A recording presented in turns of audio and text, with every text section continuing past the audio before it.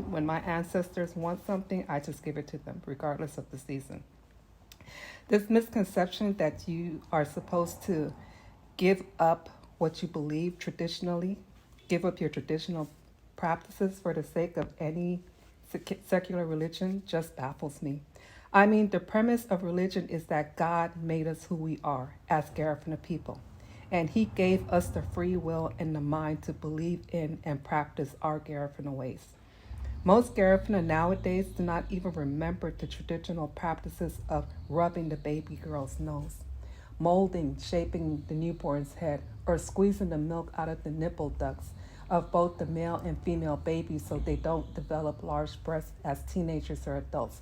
Now, because they didn't do those customs, you have, boys walking around here with female breasts when all they have to do is just basically squeeze that milk out and they wouldn't have those big breasts now these days. But hey.